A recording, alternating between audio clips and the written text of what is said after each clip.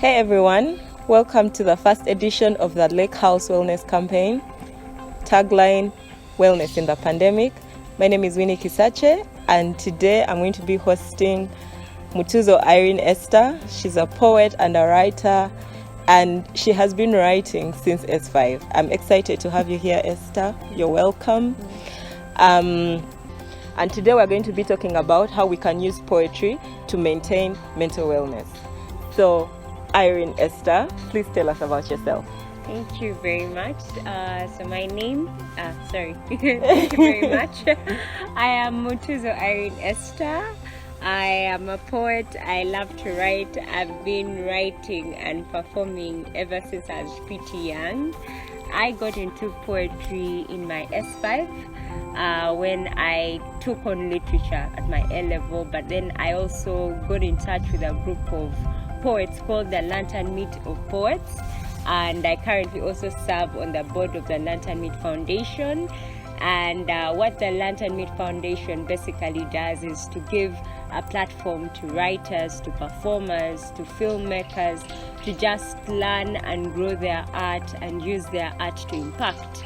And the first time I met the Lantern Meet of Poets, the way they performed poetry and the way they wrote poetry was quite different from the usual school. I love school. It was very creative. It evoked a lot of emotions, and I just said, this is what I want to do. I like to write, I like to perform, and I've always wanted to have an impact. For work, I work in the blockchain sector, particularly with a company called Diwala that provides a platform that enables the issuance and verification of credentials or certificates based on blockchain technology. Okay. Wow, that's big. And I'm excited to talk to you about this, but I need to know what wellness is to you. Yeah. What do you consider wellness is? For me, wellness is being able to genuinely smile.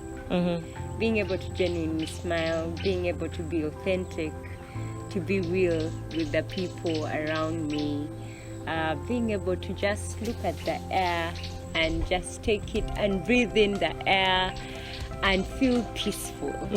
So for me, peace and joy is wellness. Yeah. Okay. How would you say that poetry has helped you find this wellness in you? To help you smile, to help you be happy, to help you live life. How would you connect your poetry to your wellness?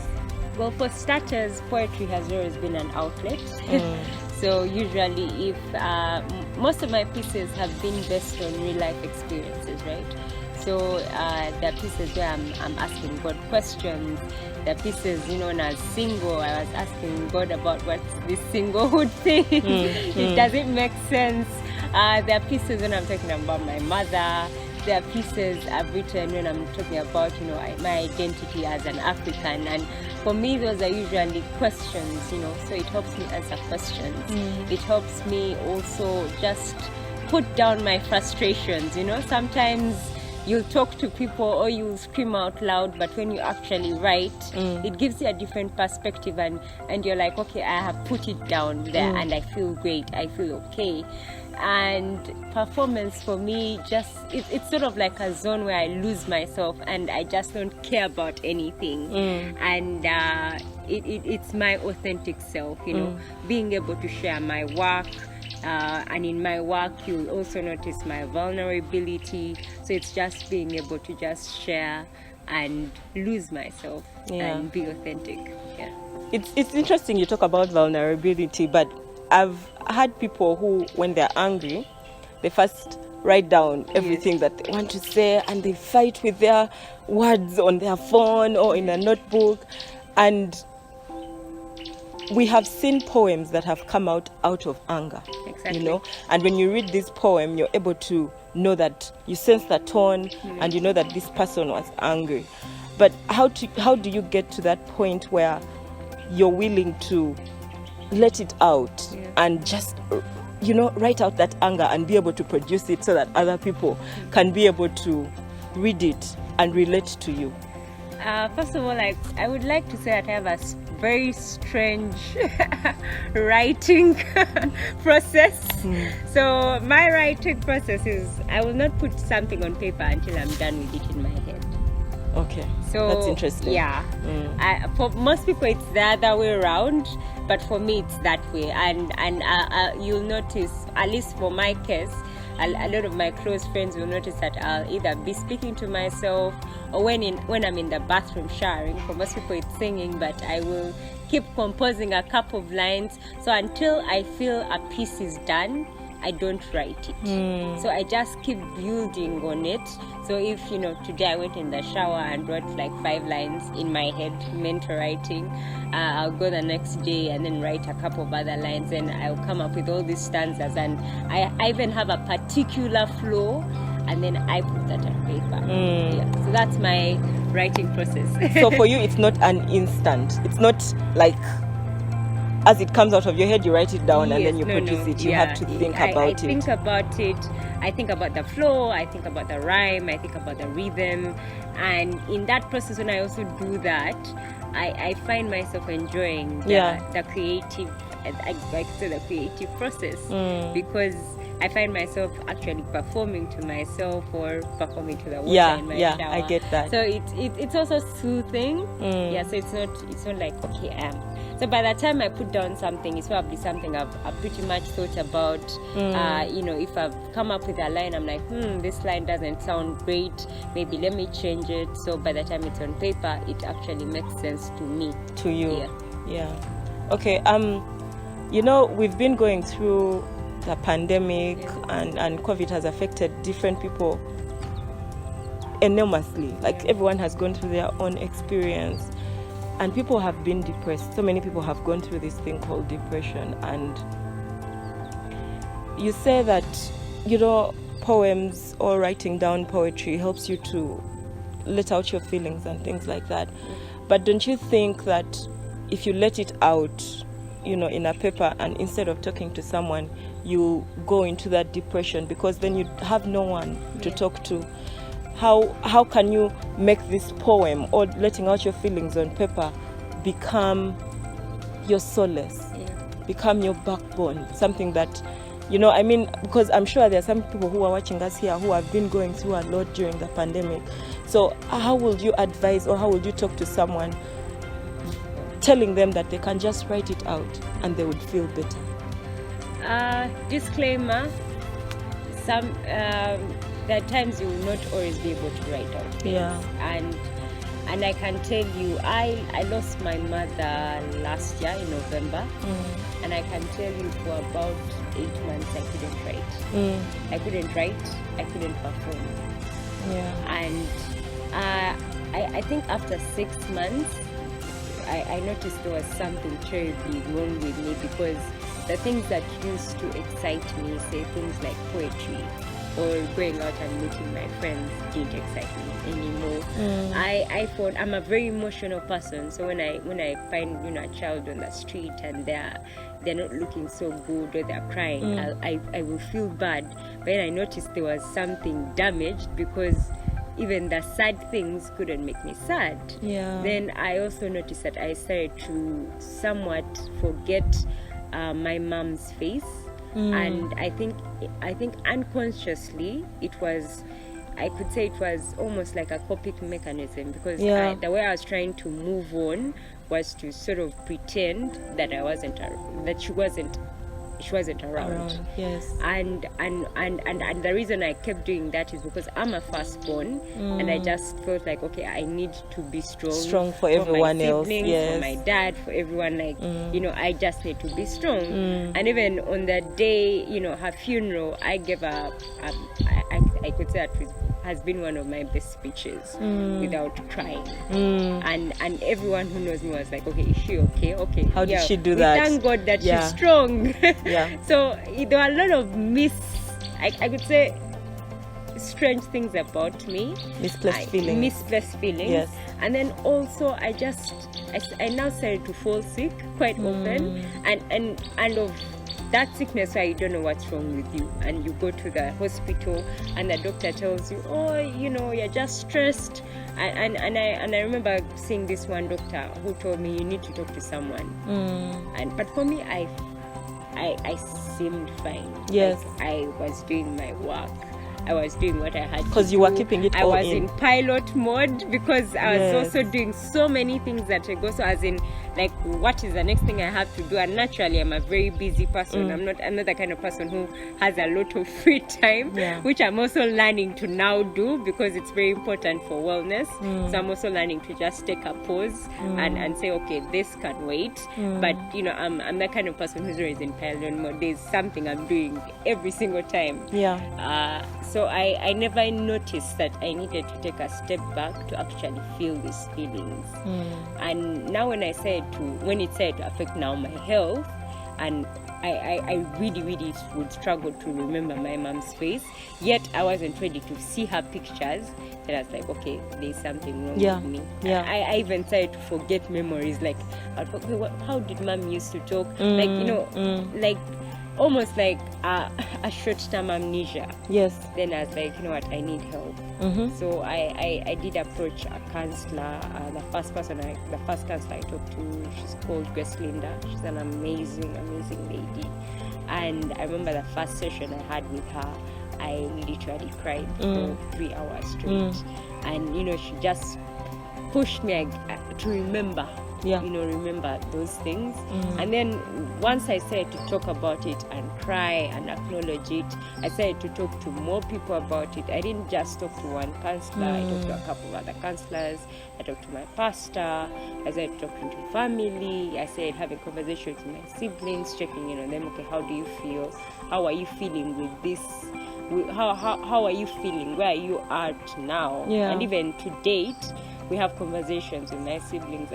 Once in a while I'll talk to each of them, or if I'm going on a date with one of them, I'll ask them, okay, how are you coping with mom's death? Because I've also noticed it's important to talk.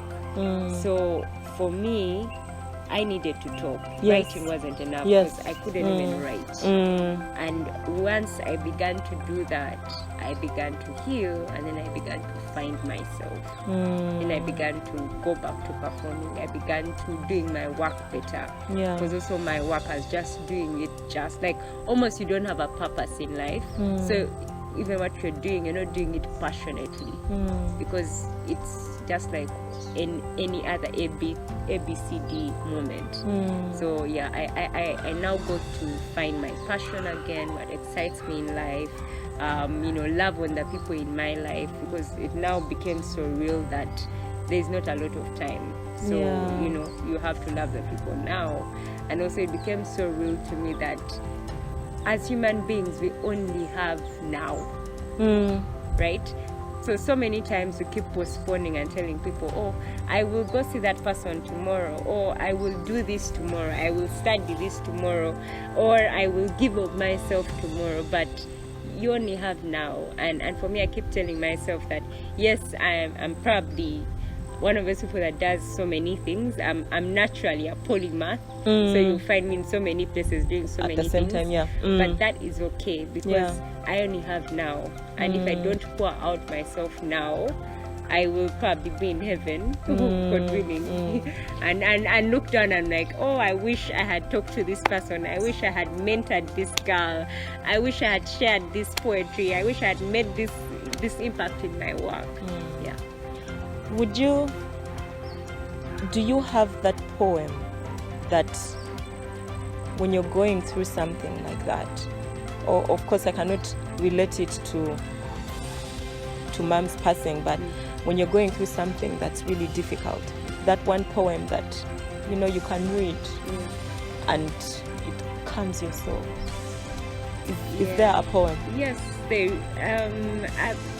first of all, my faith is a very big part of me, and there's this one poem that I actually wrote it when I was my S6 class. Are you going to tell it to us? Will you recite it for us? I'm sure everyone wants to know. And it was around my S6 path, and I was just, I was struggling with certain decisions in my life. particularly what to do at university. So I was confused. And also, you know, that there are a lot of things happening at that point, and I sort of wrote it because I was angry at God. Yeah. And I'm sure we've all been there. We've all been there. So, We're like, God, why? Yeah, so usually every single time I'm going through something and I'm like, but God, like, God, why? Why? Like, what's this relationship about? And I always look back at that poem, and even that season when I was going through, you know, mourning my mom's passing, I still went back to that poem, and it just made so much sense to me. Made so much sense. You know, sometimes when we're so angry at God, you just want to put a pause on God. I can tell you that when I was so angry, that mourning period, I think I didn't even pray for about 4 months or 5 months. Yeah. Because I was so mad. I was like, but God, she was just beginning life. You know, she had just gotten into her PhD. She had begun this whole big farm. You know, she was really starting to live her life. And, you know, for a while, she was working so hard because, like me, she was actually the second born of her family, and her dad passed early, and she had to take care of, you know, most of her siblings, about 9 or 8 of them.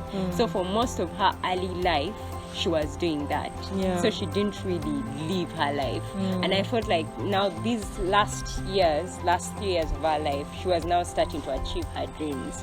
She was starting to enjoy the money she made. So I was angry at God. I was like, but God, you know, these Why? are the things she was praying for, and you brought them, and, you know, you haven't given her enough time to live through them and enjoy them. And so I was pretty angry at God, and I didn't want to talk to God. But yeah, I still had to get back to him eventually. Wow. Yeah. Thank you for sharing that with us. I would encourage you guys to just leave a comment down below. We still have a little bit more with Esther, Irene Esther, wellness in a pandemic. Thank you guys for watching, and thank you for keeping here with us. I'm here with Irene Esther Mutuzo. She's a poet and a writer, and she's helping us understand wellness in a pandemic using poetry. And we've been, you know, finding about her life and getting to know her, understanding how she has been using poetry in her life and how she has made it this far despite all the different things that she has gone through. So I would like to ask you what advice you'd give to people who are going through something, who are depressed in this pandemic, anywhere they can go to listen to poems, or what books they can read, basically where they can, a solace place that they can find and feel better using poetry. Okay, so where can you go to listen to poetry? Personally, I usually go to it's a Facebook page, but I also know that on Twitter, I know that on YouTube. It's called P4CM. If you're into Christian poetry, so for me, poetry is like music. Yeah. So I like music, but I also do like poetry. So sometimes I listen to poetry and I listen to music and I feel better. So particularly Christian poetry, P4CM, you know, has amazing poets. Then as the Lantern Mead Foundation, we also have something called Ibua Lounge. It's previously, before COVID happened, it would be a place where, you know, people would gather to share their work, to, you know, perform their work. And also we have circles, like poetry circles, where people gather to write. Yeah. Like they read their work that they've written and it gets criticized. But basically that's how you grow. That's how I grew in my writing. Then people also perform their work. Then we have a journal called the Boa Journal. It's an online journal where you can get also a couple of written pieces. So that's where I know. And then there are also a couple of poetry pieces online on YouTube. Amanda Gorman, George the Poet. So there's a couple of works out there. Okay. Yeah. If you're interested in poetry, and even if you're not interested in poetry, please do check it out. Yeah. A lot of people are like, every time I invite them to a poetry show, I'm like, what? That's boring. Yeah. Then they get into the show. And then you enjoy because it. I bribed them and Yeah. they're like, what? Wow. This is so cool. Yeah. Yeah, so. Okay, that's nice. And then I'm sure there are people here who would want to talk to you more. You talked about your mentorship. Yeah. If someone wants to reach you, how do they reach you? Yeah. And how can you keep in touch with them and be a mentor for them? Okay, so I am part of the mentoring team at Girls for Girls. So Girls for Girls is basically, I could say, a women empowerment program where we have a couple of different cohorts and ladies mentor each other. And this could be of any age. You don't have to be very young or very old. If you have a passion for mentorship, if you want to be mentored, you can always check out the Facebook pages, the Twitter pages of Girls for Girls. It could be G4G or Project Girls for Girls on Facebook, and you can ask to join a mentorship circle. Then also Rotary, I'm part of the Rotary Club of Kampala City, where I also give up my time by mentoring, the Rotary clubs, as well as giving motivational speeches. I've been told that I'm a good, I don't know. Motivational speaker. Yes, I don't know. Okay. Yeah, but I thank God for that gift that I'm just starting to realize now. If you want to reach out to me, I'm on Facebook, I'm on Twitter, Instagram. I'm not really a big Instagram person. Are you on Facebook? And what's your username on Facebook? Facebook and Twitter, mostly Twitter. Mutuzo Irene Esther. Irene Esther. And even on LinkedIn, Mutuzo Irene Esther. Okay. Yeah. Okay, guys, thank you so much for watching. I would like to thank you so much, Irene, for being with us and sharing with us your story. It's been amazing having you here. And thank you guys for watching. We hope that you keep following us and watching more of these editions. We're having more and more coming up, more about the wellness in the pandemic. Thank you for watching, and until next time. Bye.